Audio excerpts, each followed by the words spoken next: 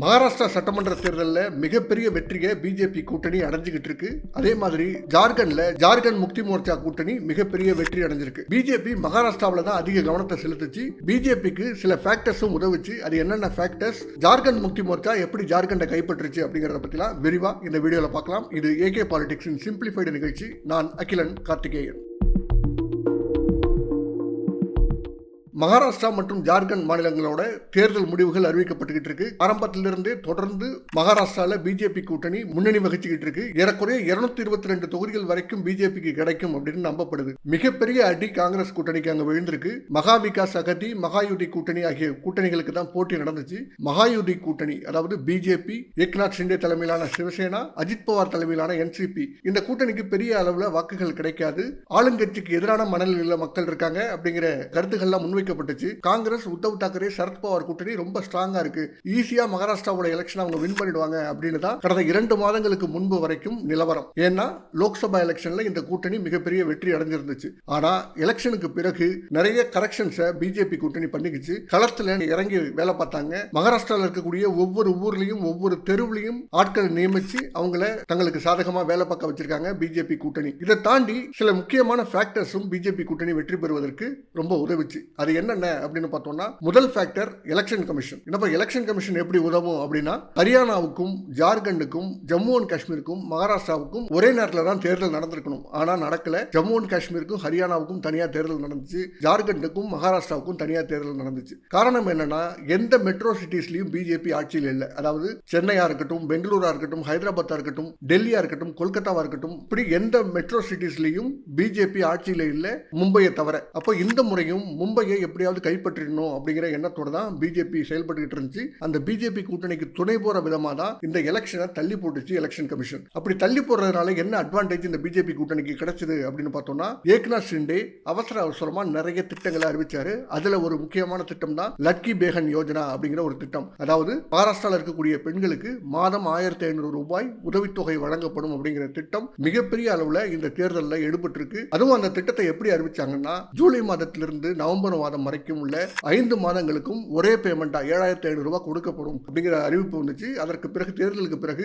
மாதம் 1500 ரூபாய் வழங்கப்படும் அப்படின்னு அறிவிச்சாங்க. உடனே மகாவிகாஸ் அகதி கூட்டணி என்ன பண்ணுச்சுன்னா, 3000 ரூபாய் நாங்க மாதம் தருவோம், நாங்க வெற்றி பெற்றா அப்படிங்கிற அறிவிப்பை வெளியிட்டுச்சு. உடனே மகாயுதி கூட்டணி என்ன பண்ணுச்சுன்னா, 2200 ரூபாயா நாங்க தருவோம் அப்படிங்கிற அறிவிப்பை வெளியிட்டு இப்போ கொடுத்துக்கிட்டு இருக்காங்க. இவங்க மேல ஒரு நம்பகத்தன்மை இருக்கு.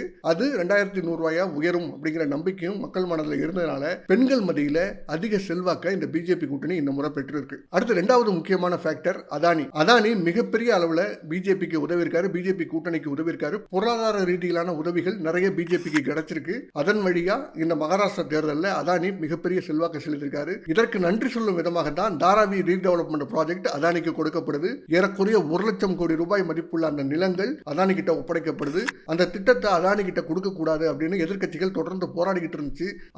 ஆனா மக்கள் ஆளுங்கட்சிக்கு ஆதரவாக வாக்களிச்சிருக்கிறதுனால இந்த ப்ராஜெக்ட்டுக்கு எந்த பிரச்சனையும் வராது. அதனால அதானி இதுல இருந்து மிகப்பெரிய பலனடைய போறாரு. அதனால அதானியோட பங்களிப்பு அப்படிங்கிறது வந்து எலெக்ஷனுக்கு முன்பே பிஜேபி கூட்டணிக்கு ரொம்ப பெரிய அளவுல இருந்துச்சு. அடுத்து இன்னொரு முக்கியமான ஃபேக்டர் என்னன்னா, மும்பைக்குள்ள வருவதற்கு டோல்கேட்ஸ் இருக்கும். அந்த டோல்கேட்ஸை கார்ல போறவங்க இலவசமா பயன்படுத்திக்கலாம் அப்படிங்கிற அறிவிப்பு ரொம்ப முக்கியமான அறிவிப்பு. ஏன்னா ரொம்ப நெரிசல் மிகுந்த பகுதி மும்பையோட புறநகர்ல இருந்தா அதிக மக்கள் மும்பைக்குள்ள வந்து வேலை பார்த்துட்டு திரும்ப போறாங்க. அப்படி இருக்கும்போது அவங்களுக்கு டோல்கேட் அப்படிங்கிறது வந்து தினசரி மிகப்பெரிய பிரச்சனையா இருந்துச்சு. அந்த டோல்கேட்டோட கட்டணத்தை நீக்கினதுனால நிறைய பயனாளர்கள், அதாவது அர்பன் பயனாளர்கள் நிறைய பேர் அதை பயன்படுத்திக்கிட்டு இருந்திருக்காங்க. அவங்களோட வாக்குகளும் பிஜேபி கூட்டணிக்கு விழுந்திருக்கு. இதுதான் முக்கியமான ஃபேக்டர்ஸ். பிஜேபி கூட்டணி மிகப்பெரிய அளவுல செல்வாக்கு பெற்று ஏறக்குறைய 222 தொகுதிகள் வரைக்கும் முன்னிலையில் இருக்கிறதுக்கான முக்கியமான காரணங்கள். அப்ப மகாராஷ்டிரால வேற எந்த பிரச்சனையுமே இல்லையா அப்படின்னு பார்த்தோம்னா, மராத்வாடா பகுதியில மராத்தா இடஒதுக்கீட்டுக்கான பிரச்சனை இருந்துச்சு. விதர்பா பகுதியில் விவசாயிகள் பிரச்சனை இருந்துச்சு. சோயாபீனுக்கு போதுமான விலை கிடைக்கல அப்படின்னு விவசாயிகள் போராடிக்கிட்டு இருந்தாங்க. வெங்காய ஏற்றுமதியில் மகாராஷ்டிரா விட குஜராத்துக்கு அதிக முக்கியத்துவம் கொடுக்கப்படுது அப்படிங்கிற குற்றச்சாட்டுலாம் இருந்துச்சு. இருந்தாலும் அதையும் தாண்டி இந்த லக்கி பேகன் யோஜனா அப்படிங்கிற அந்த திட்டம் மிகப்பெரிய அளவில் ஆளுங்கட்சிக்கு கை கொடுத்திருக்கு. ஏறக்குறைய 222 தொகுதிகளில் பிஜேபி கூட்டணி முன்னிலையில் இருக்கிறதுனால அடுத்த முதல்வர் யாரு அப்படிங்கிற டிபேட் கிளம்பிருக்கு. தற்போதைய முதலமைச்சர் ஏக்நாத் ஷிண்டே வந்து பிரஸ் சந்திக்கும் போது அவர் என்ன சொல்றாருன்னா, அதிக தொகுதிகளில் வெற்றி பெற கட்சிக்கு முதல்வர் பதவி அப்படிங்கிற எந்த பேச்சுவார்த்தையும் தேர்தலுக்கு முன்பு நடக்கல. அதனால யார் முதல்வர் அப்படிங்கறத கூட்டணி கட்சிகள் எல்லாம் சேர்ந்து பேசி முடிவெடுப்போம் அப்படின்னு ஏக்நாத் ஷிண்டே சொல்றாரு. ஆனா பிஜேபி மிகப்பெரிய மிகப்பெரிய அளவில் வெற்றியை பெற்றிருக்கு.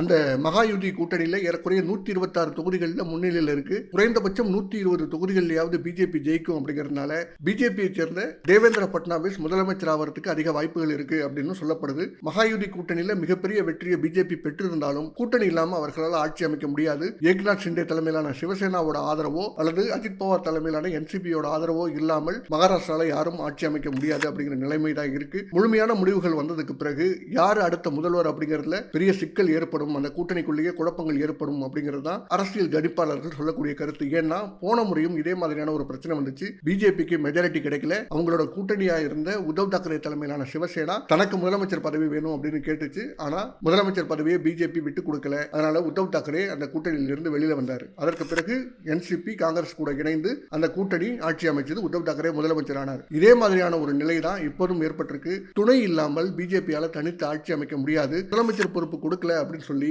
ஏக்நாத் ஷிண்டேவோ அஜித் பவாரோ வெளியேறினா அந்த கூட்டணி பலவீனம் அடையும். என்ன நடக்குது அப்படிங்கறத பொறுத்திருந்து தான் பார்க்கணும். இன்னொரு பக்கம் ஜார்க்கண்ட்ல 2 கூட்டணிகளும் ஏறக்குறைய சமமான தொகுதிகளில் தான் முன்னிலையில் இருந்தாங்க. மொத்தம் இருக்கக்கூடிய 81 தொகுதிகளில் பிஜேபி கூட்டணி 39, ஜேஎம்எம் கூட்டணி 39 அப்படிங்கிற நிலை தான் நீண்ட நேரமா தொடர்ந்துகிட்டு இருந்துச்சு. ஆனா மதியம் ஒரு 12 மணி 12:30 மணிக்கு பிறகு ஜேஎம்எம் கூட்டணி மிகப்பெரிய அளவில் முன்னேறி சென்றாங்க. ஏறக்குறைய 50 தொகுதிகளில் ஜேஎம்எம் கூட்டணி முன்னிலையில் இருக்கு. 30 தொகுதிகளில் பிஜேபி கூட்டணி முன்னிலையில் இருக்கு. ஒரு தொகுதியில் மட்டும் இந்த கூட்டணியில் இல்லாத ஒரு கட்சி முன்னிலையில் இருக்கு. இதுதான் ஜார்க்கண்டோட நிலைமை. ஜார்க்கண்ட் முதலமைச்சராக இருந்த ஹேமந்த் சோரனை இடி கைது பண்ணி உள்ள இருக்கும் போது சாம்பாய் சோரன் அப்படிங்கிற ஒரு நபரை ஹேமந்த் சோரன் முன்னிறுத்தினாரு. அவர் தான் முதலமைச்சராக இருந்தாரு. ஹேமந்த் சோரன் விடுவிக்கப்பட்டதுக்கு பிறகு சாம்பாய் சோரனோட முதலமைச்சர் பதவியை ஹேமந்த் சோரன் வாங்கிக்கிட்டாரு. அதனால சாம்பாய் சோரன் பிஜேபியில போய் இணைஞ்சாரு. இந்த இடைப்பட்ட காலகட்டத்தில், அதாவது ஹேமந்த் சோரன் சிறையில் இருக்கக்கூடிய அந்த காலகட்டத்தில் ஜார்க்கண்ட் முக்தி மோர்ச்சா அந்த கட்சியை மிகப்பெரிய அளவில் மக்கள்கிட்ட கொண்டு போய் சேர்த்தது ஹேமந்த் சோரனோட மனைவி கல்பனா சோரன். அவங்களுக்கும் இந்த வெற்றியில மிகப்பெரிய பங்கு இருக்கு. இந்த 2024ஆம் ஆண்டு தான் அவங்க முதல்ல அரசியலில் ஈடுபடுறாங்க. கடந்த நாடாளுமன்ற தேர்தலாக இருக்கட்டும், இப்போது நடக்கக்கூடிய சட்டமன்ற தேர்தலாக இருக்கட்டும், அவர்களோட பங்களிப்பு அப்படிங்கிறது ஜேஎம்எம் வெற்றிக்கு மிக முக்கிய பங்காற்றி இருக்கு. காங்கிரஸும் சரி ஆர்ஜேடியும் சரி இந்த கூட்டணியில இருந்தாலும் அவங்க பெரிய அளவில் இங்க ஜார்க்கண்ட்ல பிரச்சாரத்தில் ஈடுபடல. முழுக்க ஹேமந்த் சோரன் தலைமையிலான ஜேஎம்எம் தான் ஜார்க்கண்ட்ல பிரச்சாரம் பண்ணாங்க. தொகுதி உடன்பாடு ஏற்படல அப்படிங்கிற காரணத்துக்காக அகிலேஷ் யாதவோட சமாஜ்வாதி பார்ட்டி இங்க தனித்து போட்டியிடுறாங்க. இந்தியா கூட்டணியில அவங்க போட்டியிடல. இப்படி இருந்தும் ஜார்க்கண்ட் முக்தி மோர்ச்சா தலைமையிலான அந்த கூட்டணி ஏறக்குறைய 50 தொகுதிகளில் முன்னிலையில் இருக்காங்க. நான் ஏற்கனவே சொன்ன மகாராஷ்டிராவோட வெற்றியை தான் ரொம்ப முக்கியமாக பிஜேபி பார்த்துச்சு.